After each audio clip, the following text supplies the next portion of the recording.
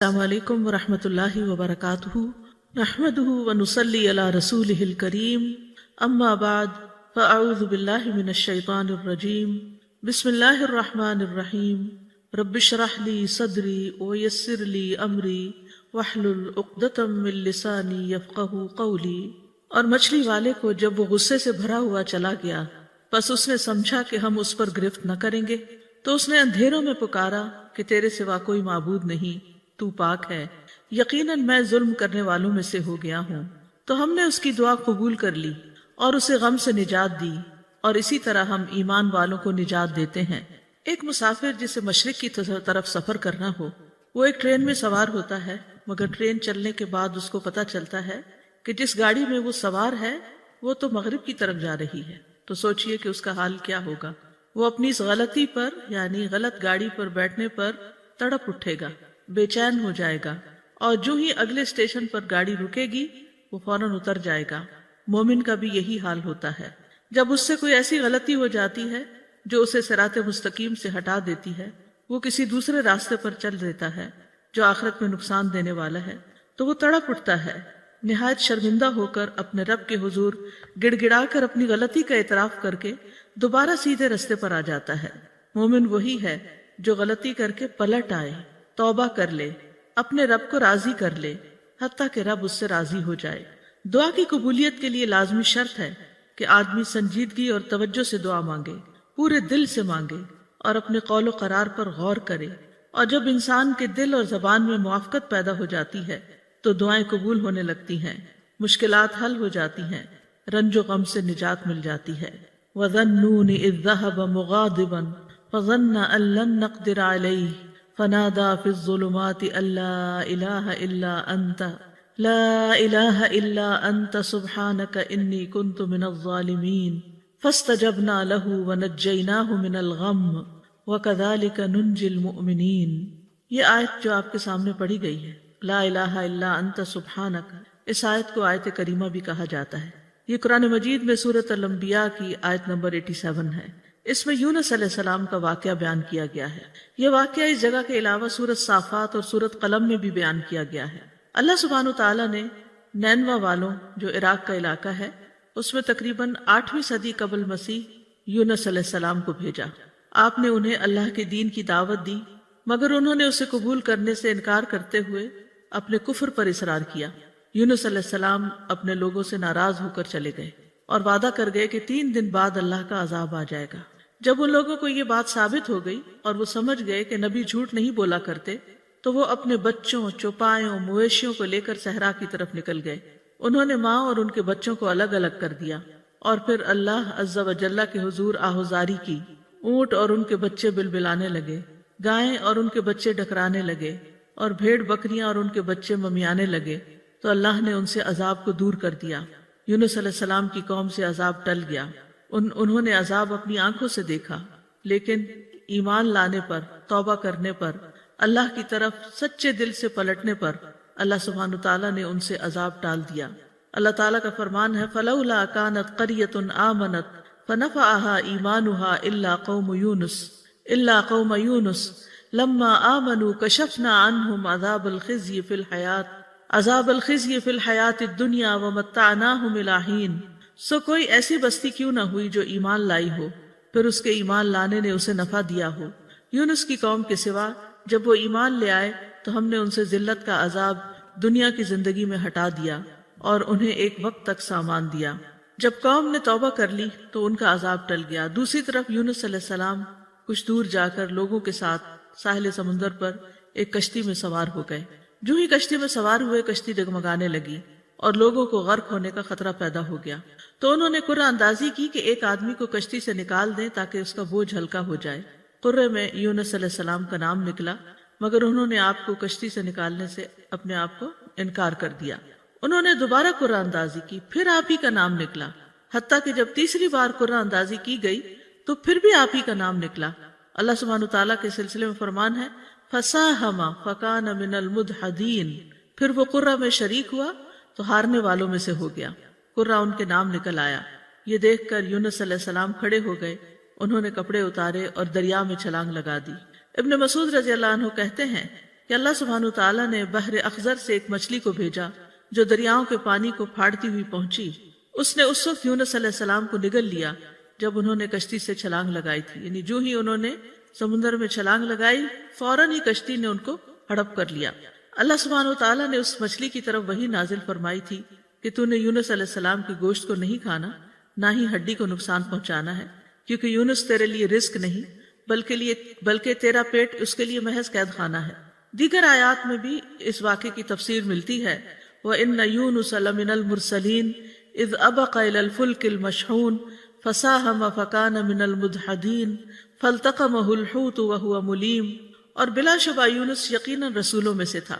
جب وہ بھری ہوئی کشتی کی طرف بھاگ کر گیا، پھر وہ قرے میں شریک ہوا تو ہارنے والوں میں سے ہو گیا، پھر مچھلی نے اسے نگل لیا اس حال میں کہ وہ مستحق ملامت تھا۔ دوسری طرف ان کی قوم کی کثیر تعداد لوگوں نے ایمان قبول کر لیا۔ تو بہرحال اس آیت میں اللہ سبحانہ تعالیٰ خوبصورت انداز میں یونس علیہ السلام کا قصہ بیان کرتے ہیں۔ وَذَنُّونَ، اور نون والا، یعنی نون عربی میں کہتے ہیں حوت کو، یعنی مچھلی کو۔ اس کی جمع ہوتی ہے نینان اور انوان، اور ان کا نام یہ کس لیے پڑا؟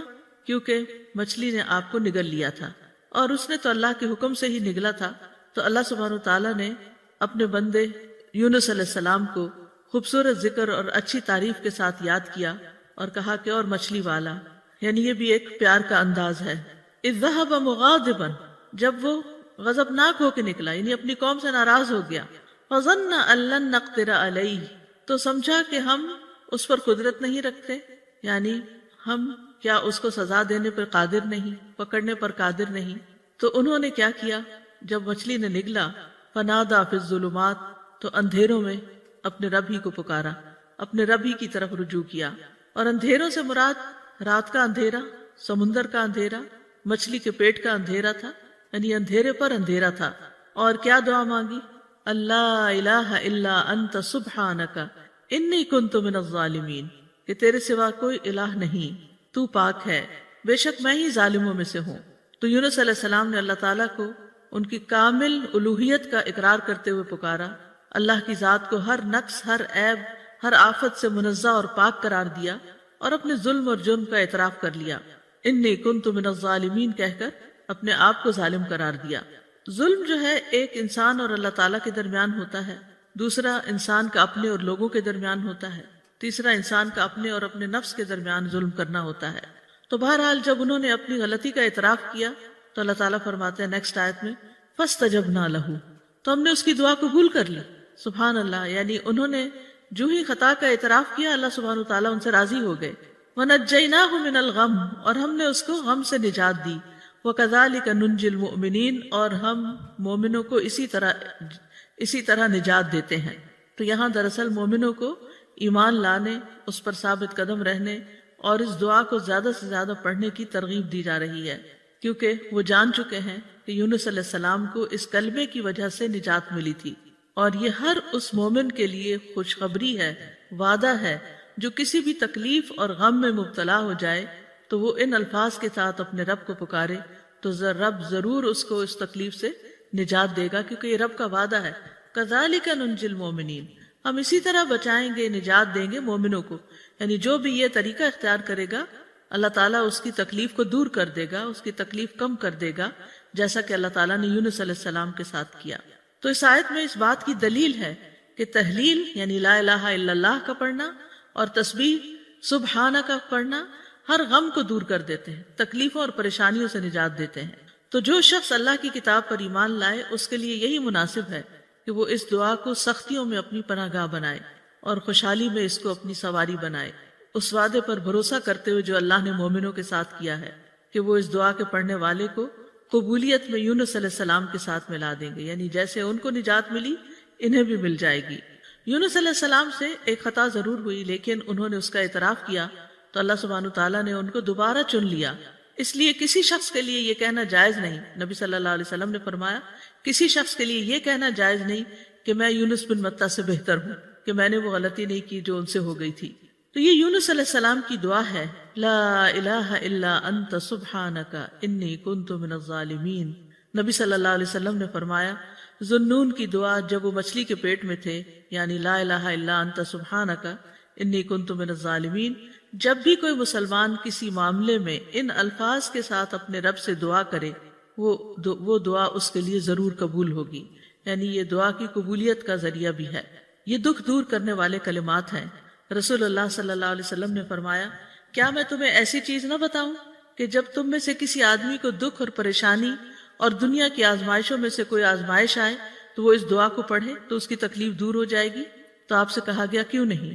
آپ نے فرمایا وہ مچھلی والے کی دعا ہے، لا الہ الا انت سبحانک انی کنت من الظالمین، تیرے سوا کوئی الہ نہیں، تو پاک ہے، بے شک میں ہی ظالموں میں سے ہوں۔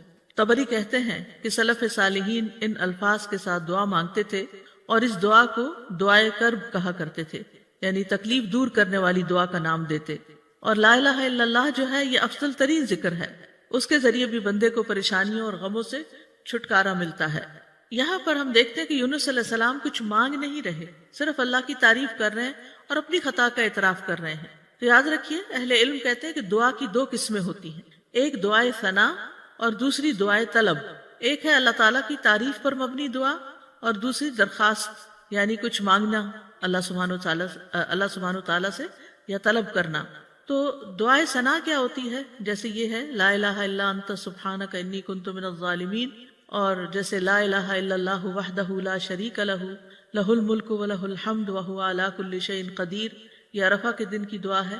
اسی طرح ایوب علیہ السلام نے جو دعا کی تھی انی مسنی الضر وانت ارحم الراحمین، یہ بھی اللہ تعالیٰ کی حمد و ثنا ہے۔ اور دعائے طلب کیا ہے؟ جس میں انسان اللہ کا ذکر کر کے اور تعریف کر کے اس سے کچھ مانگتا ہے، یعنی اسپیسیفک دعا کرتا ہے۔ تو اس دعا میں ایک طرف لا الہ الا انت سبحانک ہے اور دوسری طرف اپنی خطا کا ارتکاب ہے۔ یاد رکھیے کہ نبی صلی اللہ علیہ وسلم سے اس دعا کی کوئی محدود گنتی وارد نہیں ہوئی۔ یونس علیہ السلام کے بارے میں بھی نہیں پتہ چلتا کہ انہوں نے کتنی دفعہ اس کو پڑھا، لیکن انہوں نے ایک دفعہ بھی جب اس کو پڑھا ہوگا پوری تڑپ کے ساتھ، پوری شدت کے ساتھ، تو اللہ سبحانہ تعالیٰ نے ان کی دعا قبول کر لی۔ تو اس لیے لازم اپنے اوپر نہ کیجئے کہ 1.25 دفعہ ہی ضرور اس کو پڑھنا ہے یا 100 دفعہ ہی ضرور پڑھنا ہے۔ بات جتنی دفعہ چاہیں آپ پڑھیں، چاہے 1,00,000 دفعہ پڑھیں، چاہے 100 دفعہ پڑھیں، لیکن پابندی اس کی ضروری نہیں کہ اتنا پڑھیں گے تو دعا قبول ہوگی۔ اصل چیز ہے وہ جذبہ، وہ اخلاص، وہ شوق، وہ تڑپ جس کے ساتھ انسان دعا مانگتا ہے۔ تو اس دعا کے اوپر آپ اگر غور کریں تو اس میں سب سے پہلے لا الہ الا اللہ ہے جو کمال توحید کا بیان ہے، اور دوسرا پھر سبحانہ کا ہے جو کمال پاکیزگی کا اظہار ہے کہ اللہ تعالیٰ ہر عیب اور برائی سے پاک ہے، اور تیسرے اپنی غلطیوں کا اعتراف ہے۔ تو یعنی یہ 3 ایسی بہترین چیزیں اکٹھی ہو گئی ہیں کہ جس کی وجہ سے دعا قبول ہوتی ہے۔ اور پھر اس میں ان چیزوں کو دراصل وسیلہ بنایا گیا ہے، اللہ کی توحید کا اقرار کر کے اس کو لا الہ الا اللہ کو وسیلہ بنایا گیا، تسبیح پڑھ کر وسیلہ بنایا گیا، انی کنت من الظالمین اپنی عبودیت کا اقرار کیا گیا اور اپنی غلطی کا اعتراف کیا گیا۔ تو یہ سب دراصل دعا کی قبولیت کے لیے ایک وسیلہ بن گیا۔ ابن قیم کہتے ہیں جہاں تک مچھلی والے کی دعا کا تعلق ہے تو اس میں رب عز و جل کی کمال توحید، اس کی کمال پاکیزگی پائی جاتی ہے، اور اس میں بندے کا اپنے ظلم اور گناہ کا اقرار بھی ہے، اور یہ مصیبت، پریشانی اور غم کے علاجوں میں سب سے مؤثر علاج ہے، اور حاجتوں کو پورا کرنے کے لیے اللہ سبحانہ تعالیٰ تک پہنچنے کا سب سے مؤثر وسیلہ ہے۔ اور یہاں پر توحید کی اقسام کا بھی ایک طرح سے ذکر ہے اور اقرار بھی ہے۔ توحید کا اقرار جو ہے یہ دراصل انسان کو رب کے آگے جھکا دیتا ہے، اس سے اللہ تعالیٰ کی عظمت کا احساس انسان کے دل میں آتا ہے، اور پھر تسبیح پڑھ کر انسان اللہ سبحانہ تعالیٰ کو انتہائی پاکیزہ قرار دیتا ہے جو کہ اس کے شایان شان ہے، اور اپنے اوپر غلطی کو لیتا ہے اور خود اپنے رب کی طرف رجوع کرتا ہے۔ اور اس میں ہم دیکھتے ہیں کہ بہت لطیف طریقے سے ظلم پر معافی کی درخواست ہے۔ انہوں نے اپنی ذات پر اپنے ظلم کا ذکر کیا، جو ظلم کی تیسری قسم ہے نا، کہ یعنی ظلم اور انسان کا اپنا نفس۔ تو یاد رکھیے اپنے گناہوں کا اعتراف کرنا حاجات پوری کرنے کا سب سے افضل دروازہ ہے۔ اللہ عظیم ہے، کریم ہے، اس کے آگے مسکین بن جائیں، اس کے آگے فقیر بن جائیں، اور ساری قوتوں کا مالک، قدرت کا مالک اسی کو سمجھیں، اور پھر اپنے رب کو تڑپ کر پکاریں، تو انشاءاللہ دعا قبول ہوگی، غم دور ہو جائیں گے، حاجات پوری ہو جائیں گی انشاءاللہ۔ ہم دیکھتے ہیں کہ سید الاستغفار جو ہے اس میں بھی انسان اپنی بندگی اور گناہوں کا اعتراف کرتا ہے اور اللہ تعالیٰ کی الوہیت کا، اللہم انت ربی لا الہ الا انت خلقتنی، اے اللہ آپ میرے رب ہیں، آپ کے علاوہ کوئی معبود نہیں، آپ نے مجھے پیدا کیا ہے، میں آپ کا بندہ ہوں۔ تو بہرحال اس میں یہ جو لا الہ الا اللہ ہے اس دعا کے اندر، یہ ایمان کی افضل ترین شاخ ہے۔ حدیث میں آتا ہے ایمان کی 70 یا 60 سے اوپر کچھ شاخیں ہیں، جن میں سب سے افضل لا الہ الا اللہ کہنا ہے۔ ایک اور جگہ پر آتا ہے افضل ذکر لا الہ الا اللہ ہے۔ سچے دل سے لا الہ الا اللہ پڑھا جائے تو آسمان کے دروازے کھل جاتے ہیں، یہ اللہ کی رحمت پانے کا سبب بھی ہے۔ نبی کریم صلی اللہ علیہ وسلم کی شفاعت دلانے والا کلمہ ہے۔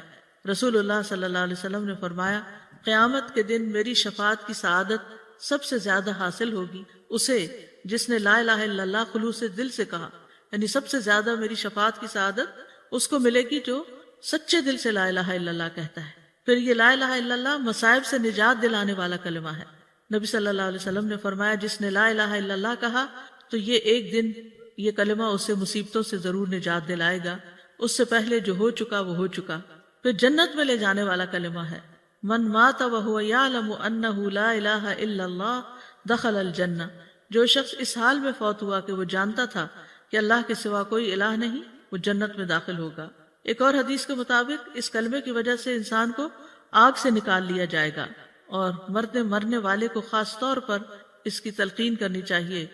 نبی صلی اللہ علیہ وسلم نے فرمایا، اپنے مرنے والوں کو لا الہ الا اللہ کی تلقین کیا کرو، کیونکہ جو شخص لا الہ الا اللہ پڑھتا ہے تو پھر جنت میں جانے سے، یعنی موت سے پہلے، تو جنت میں جانے سے اسے کوئی چیز روک نہیں سکتی۔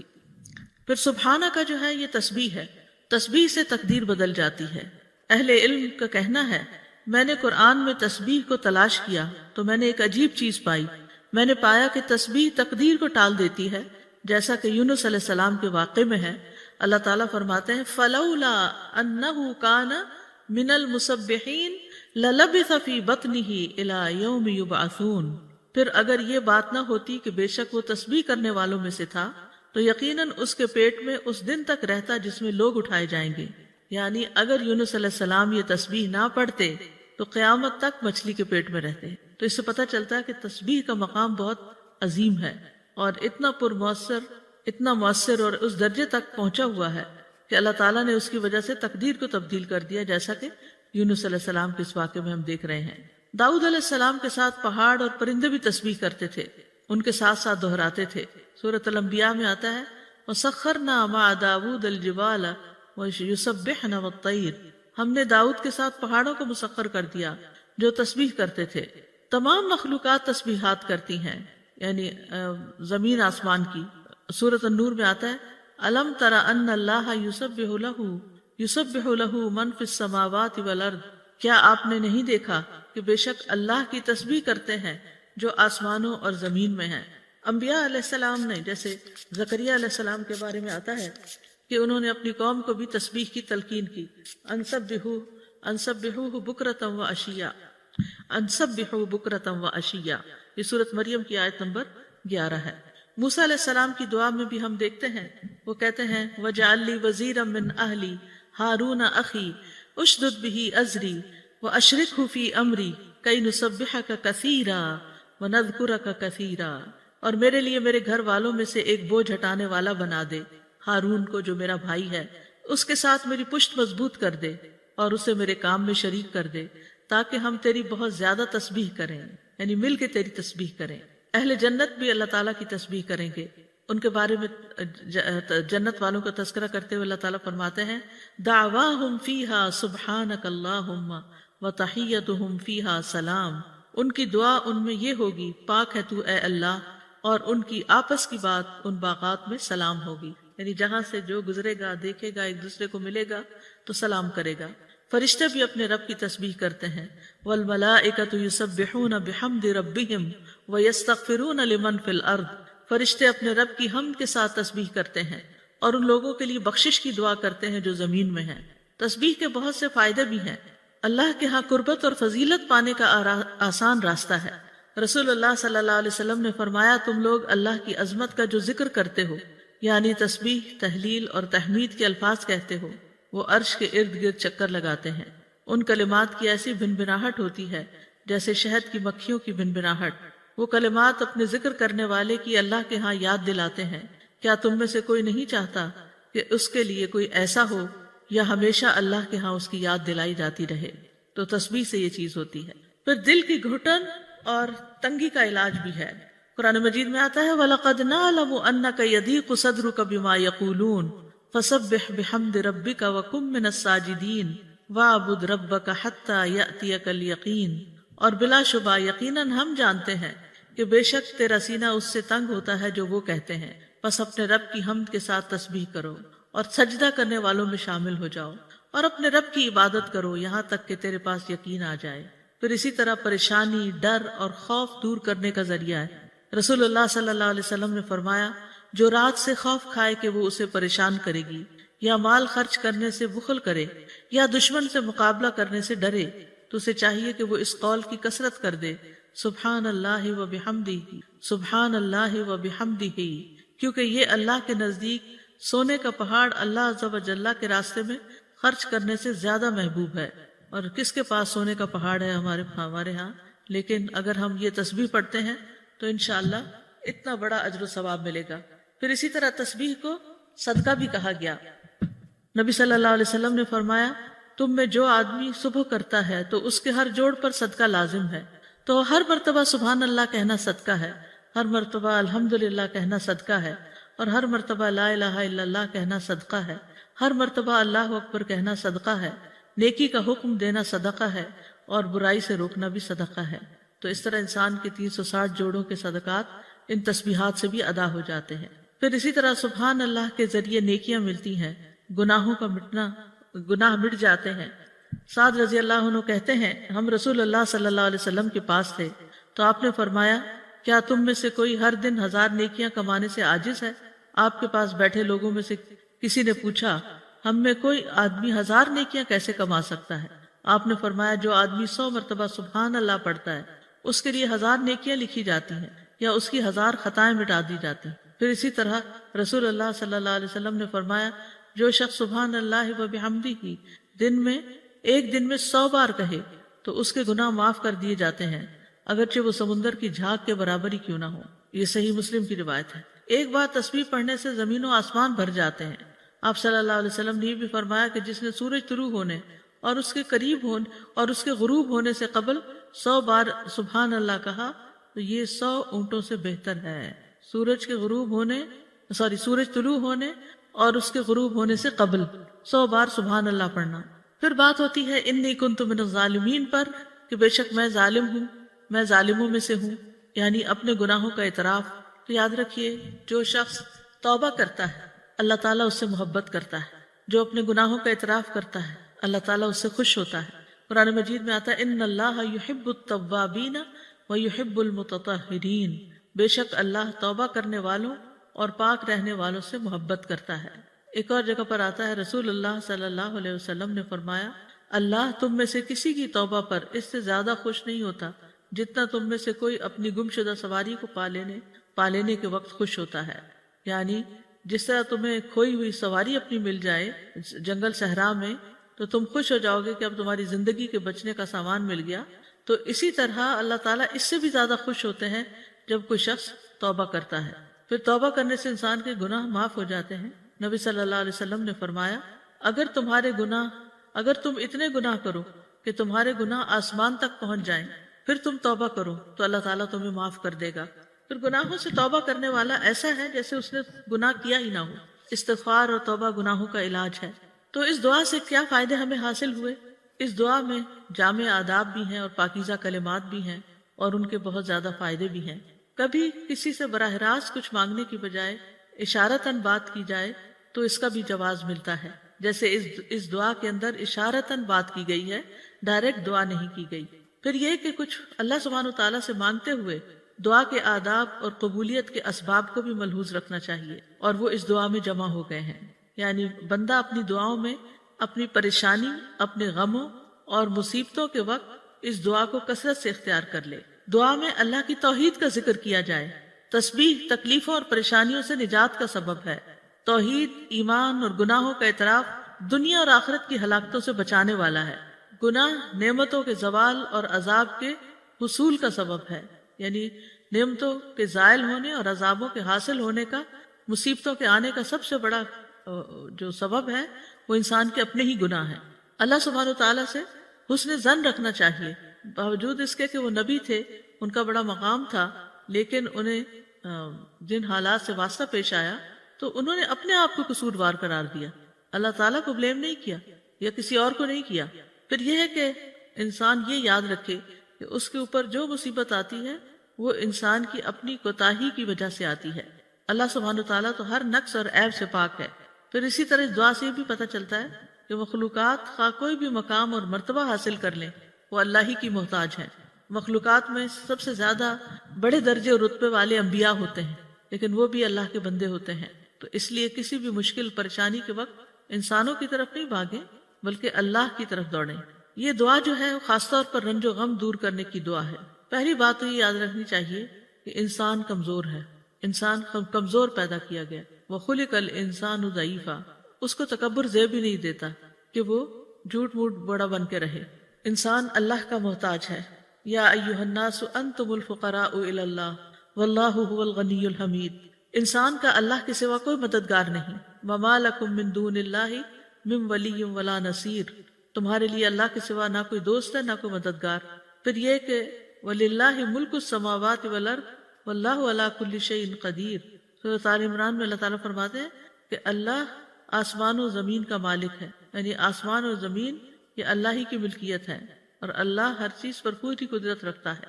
پھر اسی طرح بھلائی پہنچانے اور تکلیف ہٹانے پر اللہ قادر ہے، یہ بھی ہمارا یقین ہونا چاہیے۔ وَإِن يَمْسَسْكَ اللَّهُ بِضُرٍّ فَلَا كَاشِفَ لَهُ إِلَّا هُوَ وَإِن يَمْسَسْكَ بِخَيْرٍ فَهُوَ عَلَى كُلِّ شَيْءٍ قَدِيرٌ، اگر اللہ تجھے کوئی تکلیف پہنچائے تو اس کے سوا کوئی اسے دور کرنے والا نہیں، اور اگر وہ تجھے کوئی بھلائی پہنچائے تو وہ ہر چیز پر پوری طرح قادر ہے۔ پھر یہ کہ شفا اللہ ہی دیتا ہے۔ وَإِذَا مَرِضْتُ فَهُوَ يَشْفِينِ، اللہ ہی کو پکارنا برحق ہے۔ اللہ سے ہمیں اپنے غم اور دکھ کا اظہار کرنا چاہیے، جیسے یوسف علیہ السلام کے والد نے یعقوب علیہ السلام نے کہا انما اشکو بثی وحزنی الی اللہ، اپنے شکوے صرف اللہ ہی سے کرنے چاہیے اور ہر معاملے میں اللہ کی طرف بڑھنا چاہیے۔ نبی صلی اللہ علیہ وسلم نے فرمایا بے شک اللہ تعالیٰ فرماتا ہے میں اپنے بندے کے گمان کے ساتھ ہوتا ہوں جو وہ میرے ساتھ گمان رکھتا ہے، جب وہ مجھے یاد کرتا ہے میں اس کے ساتھ ہوتا ہوں، اور اگر وہ مجھے اپنے دل میں یاد کرے تو میں بھی اسے اپنے دل میں یاد کرتا ہوں، اگر وہ مجھے بھری محفل میں یاد کرے تو میں اسے اس سے بہتر محفل میں یاد کرتا ہوں، اگر وہ میری طرف ایک بالشت آئے تو میں اس کی جانب 1 گز نزدیک ہوتا ہوں، اگر وہ مجھ سے 1 گز قریب ہو تو میں اس سے 2 گز قریب ہوتا ہوں، اگر وہ میری طرف چلتا ہوا آئے تو میں دوڑتا ہوا اس کے پاس جاتا ہوں۔ پھر یہ کہ یعنی اس کا مطلب کیا ہے؟ اس کا مطلب یہ ہے کہ انسان کسی بھی تکلیف، مشکل، مصیبت کے وقت اللہ سبحانہ تعالیٰ کی طرف ہی پلٹے، اس سے رجوع کرے، اس سے گڑ گڑا کر دعا کرے، اور پھر جن چیزوں کا اللہ نے حکم دیا ان کو بجا بھی لائے۔ ہمیشہ اللہ سے اچھا گمان رکھنا چاہیے، ہر حال میں اللہ سے راضی رہنا چاہیے، اللہ ہی پر بھروسہ رکھنا چاہیے۔ دوسرا یہ کہ دنیا کی فکر چھوڑ کر آخرت کی فکر کرنی چاہیے۔ نبی صلی اللہ علیہ وسلم نے فرمایا جو اپنے غموں کو ایک ہی غم بنا لے، یعنی آخرت کا غم، تو اللہ دنیا کے غموں سے اسے کفایت کرے گا، اور جس شخص کا مقصد، حدیث میں یہ آتا ہے، جس شخص کا مقصد اور اس کی حرص دنیا ہو وہی اس کا ہدف بن جائے اور اسی کی نیت وہ کرتا ہو تو اللہ تعالیٰ اس کی آنکھوں کے سامنے اس کا فقر و فاقہ کر دیتے ہیں، اس پر اس کے معاملات بکھیر دیتے ہیں، اور اس کو اس سے اتنا ہی ملتا ہے جو اس کے لیے لکھ دیا گیا ہو۔ اور جس شخص کا مقصد اور اس کی حرص آخرت ہو اور وہی اس کا ہدف بن جائے اور اسی کی نیت کرتا ہو تو اللہ تعالیٰ اس کے دل میں غنا ڈال دیتے ہیں اور اس کے معاملات کو یکجا کر دیتے ہیں اور دنیا اس کے پاس ذلیل ہو کر آتی ہے۔ تیسری یہ کہ اجر پر نظر رکھنی چاہیے۔ نبی صلی اللہ علیہ وسلم نے فرمایا مومن مرد اور عورت پر جسمانی یا مالی یا اولاد کی طرف سے مستقل پریشانیاں آتی رہتی ہیں، یہاں تک کہ جب وہ اللہ سے ملتا ہے تو اس کا ایک گناہ بھی باقی نہیں رہتا۔ ایک اور حدیث میں آتا ہے کہ جتنی بڑی مصیبت ہوگی اتنا ہی بڑا اجر ہوگا، اور جب اللہ کسی قوم سے محبت کرتا ہے تو اس کو آزمائش میں مبتلا کر دیتا ہے۔ پھر یہ کہ مومن کے لیے ہر غم، تکلیف اور ڈپریشن بھی باعث اجر ہوتا ہے۔ نبی صلی اللہ علیہ وسلم نے فرمایا کسی مومن آدمی کے پاس جب کوئی تکلیف یا ایذا، بیماری یا رنج، یہاں تک کہ اگر اسے کوئی فکر ہی ہو تو اس سے اس کے گناہوں کا کفارہ کر دیا جاتا ہے۔ پھر اسی طرح آپ نے فرمایا کہ مسلمان کو جو بھی تکلیف پہنچتی ہے تو وہ اس کے گناہوں کا کفارہ ہو جاتی ہے، یہاں تک کہ چوٹ بھی اسے لگتی ہے یا اسے کوئی کانٹا بھی چبھتا ہے یا اس کو کوئی کانٹا بھی چبھتا ہے تو وہ بھی اس کے گناہوں کا کفارہ ہو جاتا ہے۔ چوتھی بات ہے مثبت مشغولیت اپنائی جائے، اچھے کام میں مصروف ہوں۔ رسول اللہ صلی اللہ علیہ وسلم نے فرمایا وہ لوگ اللہ کو زیادہ محبوب ہیں جو دوسرے لوگوں کے لیے زیادہ فائدہ مند ہوں، اور اللہ عز و جل کے ہاں سب سے زیادہ پسندیدہ اعمال یہ ہیں: نمبر 1 کسی مسلمان کو خوش کرنا، نمبر 2 اس سے کوئی تکلیف دور کرنا، نمبر 3 اس کا قرضہ چکانا، نمبر 4 اسے کھلانا پلانا، اسے کھانا کھلانا، نمبر 5 اور مجھے کسی بھائی کی ضرورت پوری کرنے کے لیے اس کے ساتھ چلنا اس مسجد میں 1 مہینہ اعتکاف کرنے سے زیادہ محبوب ہے، اور جس نے اپنے غصے کو روک لیا اللہ اس کی خامیوں پر پردہ ڈال دے گا۔ پھر دوسروں کی پریشانیاں حل کرنے سے انسان کی اپنی پریشانیاں دور ہوتی ہیں۔ حدیث میں آتا ہے جو اپنے بھائی کی مدد میں لگا رہتا ہے اللہ اس کی مدد میں لگ جاتا ہے۔ 5ویں چیز ہے کثرت سے اللہ کا ذکر کرنا، کیونکہ اللہ کے ذکر سے دلوں کو اطمینان ملتا ہے، غم دکھ پریشانیاں دور ہوتی ہیں۔ اللہ کا ذکر زندگی دیتا ہے، ذکر سے قوت ملتی ہے۔ اللہ کا ذکر پریشانی سے نجات کا باعث بنتا ہے، شیطانی حملوں سے بچاؤ کا مضبوط قلعہ ہے۔ ذکر کے کچھ فائدے امام ابن قیم نے اپنی کتاب الوابل الصیب میں کیے ہیں۔ نمبر 1 یہ شیطان کو بھگا دیتا ہے، اس کا قلع کما کرتا ہے، اس کی قوت کو توڑ دیتا ہے۔ نمبر 2 یہ رحمان عز و جل کو راضی کرتا ہے۔ نمبر 3 یہ دل سے غم اور پریشانی کو دور کرتا ہے۔ نمبر 4 یہ دل کے لیے فرحت، مسرت اور خوشی کھینچ لاتا ہے۔ نمبر 5 یہ دل اور جسم کو طاقت بخشتا ہے۔ نمبر 6 یہ دل اور چہرے کو منور کرتا ہے۔ نمبر 7 یہ رزق کو کھینچ لاتا ہے۔ نمبر 8 یہ ذکر کرنے والے کو روب، حلاوت اور تازگی کا لباس پہناتا ہے۔ یہ ذکر کرنے والے کو روب، حلاوت اور تازگی کا لباس پہناتا ہے۔ تو یہ ہے کچھ فائدے جو انہوں نے مشاہدات سے اخذ کیے ہیں۔ اس سے یہ پتہ چلتا ہے کہ پریشانیوں میں انسان کو اللہ ہی کی طرف رجوع کر کے اللہ ہی کے ذکر کی کثرت کرنی چاہیے، اور پھر نماز سے بھی مدد حاصل کی جائے، کیونکہ نماز سے مدد لینے سے خوف اور غم دور ہو جاتے ہیں۔ نماز اللہ سبحانہ وتعالیٰ کے قریب ہونے کا بہترین ذریعہ ہے۔ غم اور پریشانی میں نماز کا سہارا لینا چاہیے۔ نمازوں کی حفاظت کرنے سے اللہ کی حفاظت ملتی ہے، خصوصاً فجر کی نماز کی حفاظت کرنے والا اللہ کی حفاظت میں ہوتا ہے۔ چاشت کی 4 رکعت پڑھنا دن بھر کے لیے کافی ہو جاتی ہے۔ 7ویں چیز اس سے بڑی مصیبت کو یاد کرنا، یعنی جب کوئی مصیبت آئے تو سوچیں کہ اس سے بڑی بھی آ سکتی تھی، تو دل میں شکر پیدا ہوگا، اور جو شکر ادا کرتا ہے اللہ تعالیٰ اس کی نعمت کو محفوظ رکھتے ہیں اور اس کو اس سے بھی بہتر عطا کرتے ہیں۔ پھر یہ کہ اپنے سے نیچے والوں کو دیکھا جائے، انبیاء کی آزمائشوں تکلیفوں کے بارے میں جانا جائے، تاکہ ہمیں اپنی تکلیفیں بہت بڑی نہ لگیں۔ کرنے کے کچھ کام ہیں، پہلے دعا کر لیتے ہیں۔ پریشانی کی دعائیں جو ہیں، ایک تو یہی آیت کریمہ ہے، پھر دوسری اللہ اللہ ربی لا اشرک بہ شیئا، پھر لا الہ الا اللہ العظیم الحلیم، لا الہ الا اللہ رب العرش العظیم، لا الہ الا اللہ رب السماوات و رب الارض و رب العرش الکریم۔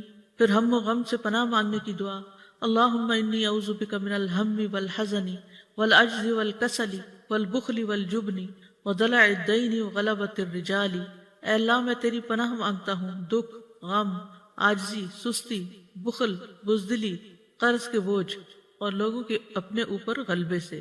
انس بن مالک کہتے ہیں نبی صلی اللہ علیہ وسلم کو جب کوئی انتہائی پریشان معاملہ آتا تو آپ فرماتے یا حی یا قیوم برحمتک استغیث، اے زندہ اور اے قائم رہنے والے میں تیری رحمت کے وسیلے سے فریاد کرتا ہوں۔ اور اس دعا کو تو دعائے کرب کہا گیا ہے، یا دعائے یعنی کہ مصیبت زدہ کی دعا، کرب کے وقت پڑھنے والی دعوات المکروب جس کو کہتے ہیں۔ اللہم رحمتک ارجو فلا تکلنی الی نفسی طرفۃ عین واصلح لی شانی کلہ لا الہ الا انت۔